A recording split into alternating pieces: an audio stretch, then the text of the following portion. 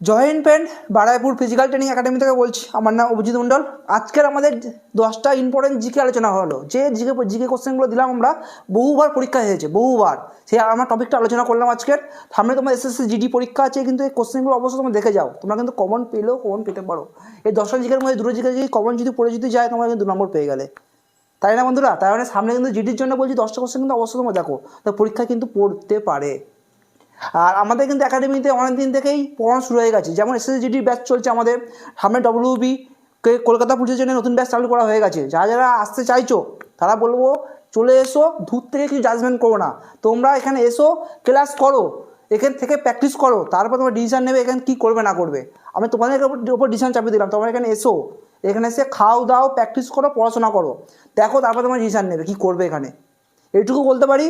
তোমরা এখানে এসো, দায়িত্ব আমাদের, তোমাদেরকে পরীক্ষা পাস করানো, মাঠে পাস করানোর দায়িত্ব পুরো আমাদের, দায়িত্ব আমাদের। তোমাদের একটা কাজ করতে হবে, কী কাজ করতে হবে?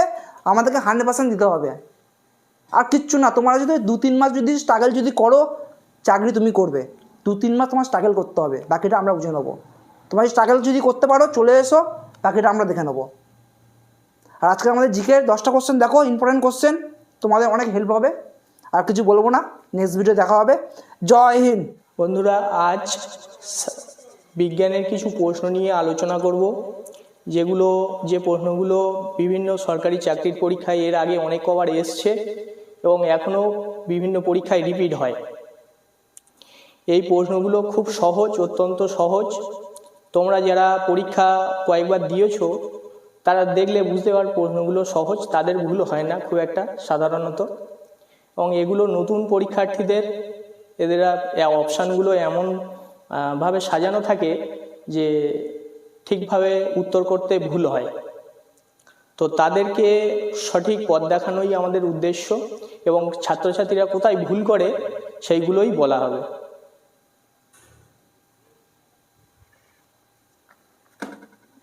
শক্তির উৎস, এখানে অপশানগুলো যেগুলো থাকে সেগুলো হচ্ছে নিউক্লিয় সংযোজন, নিউক্লিয় বিভাজন। সাধারণত এই দুটোর মধ্যে গুলিয়ে ফেলে, নিউক্লিয় সংযোজন আর নিউক্লিয় বিভাজনের মধ্যে। তো এটা হচ্ছে কি নিউক্লিয় সংযোজন। তো এর ইংলিশ টার্মটা মনে রাখলে আর ভুল হবে না, সেটা হচ্ছে ফিউশন, FUSION, ফিউশন। ঠিক আছে, পরের প্রশ্ন, পারমাণবিক চুল্লিতে সংগঠিত বিক্রিয়া হলো। এটার সঙ্গে আগের প্রশ্নের সঙ্গে এটা খানিকটা রিলেটেড। এটাও অপশানে থাকে হচ্ছে নিউক্লিয় সংযোজন আর নিউক্লিয় বিভাজন। এক্ষেত্রে অপশান হবে নিউক্লিয় বিভাজন। ঠিক আছে, এর ইংলিশ টার্মটা মনে রাখবে ফিশন, FISSION, ফিশন। ঠিক আছে, পরের প্রশ্ন, যে ঘটনা প্রয়োগ করে হাইড্রোজেন বোমা তৈরি হয়। সেই একই রিলেটেড প্রশ্ন এগুলো। হাইড্রোজেন বোমা তৈরি হয় এই ফিউশন, নিউক্লিয় হচ্ছে সংযোজন পদ্ধতিতে। ঠিক আছে, আচ্ছা, পরের প্রশ্ন, একটি ফিউজ তারের রোধ বেশি হয়, গলনাঙ্ক কম হয়। এর সঙ্গে যেটা গুলিয়ে যায় ফিউজ তারের সঙ্গে সেটা হচ্ছে ফিলামেন্ট। বাল্বের ফিলামেন্টের সঙ্গে হচ্ছে ফিউজ তারটা গুলিয়ে যায়। ফিউজ তার হচ্ছে উচ্চ রোধ এবং উচ্চ গলনাঙ্ক হয়, যেখানে বাল্বের ফিলামেন্টের উচ্চ রোধ আর উচ্চ গলনাঙ্ক, কিন্তু ফিউজ তারের রোধ বেশি, গলনাঙ্ক কম। পরের প্রশ্ন, জার্মান সিলভারে কোন কোন ধাতুর সংকর থাকে? জার্মান সিলভারে আমরা প্রশ্নে সিলভার দেখে, ঠিক আছে, অপশানেও অনেক সময় সিলভার কথাটা থাকে। সেক্ষেত্রে যেহেতু প্রশ্নে আছে জার্মান সিলভার, সেহেতু আমরা অপশানে সিলভারটাই টিক মারি, কিন্তু উত্তর হবে তামা, দস্তা আর নিকেল। জার্মান সিলভারে কোনো সিলভার থাকে না। আচ্ছা, বেকিং সোডা হলো সোডিয়াম বাইকার্বনেট বা খাওয়ার সোডা, অনেকে সোডিয়াম হাইড্রোজেন কার্বনেটে বলে। এর রাসায়নিক ফর্মুলা হচ্ছে NaHCO3।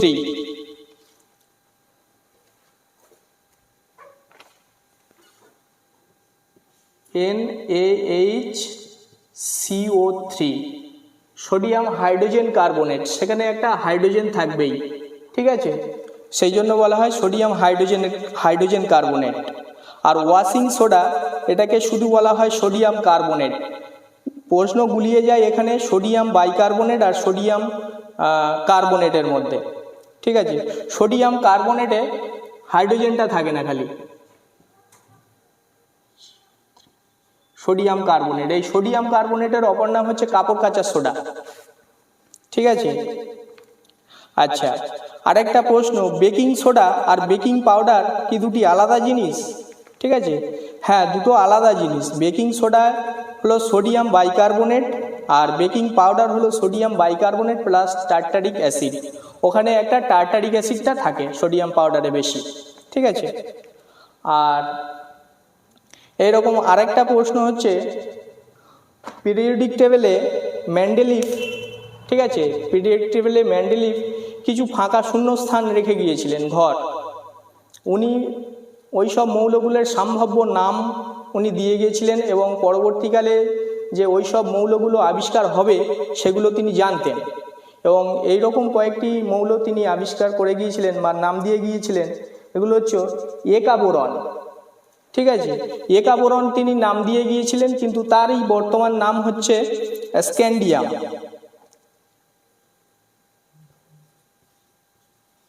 ইকা বোরন।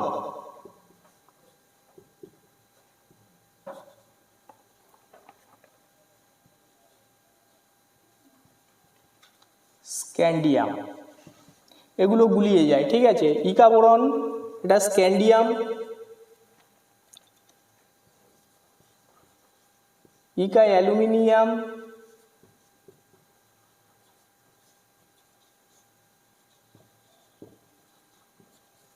এটা হচ্ছে গ্যালিয়াম,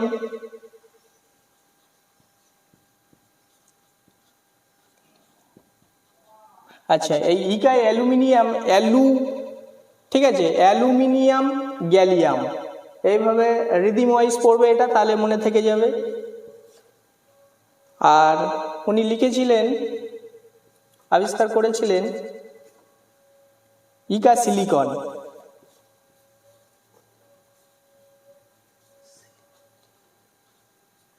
ইকা সিলিকন, এটাকে বলা হয় জার্মেনিয়াম।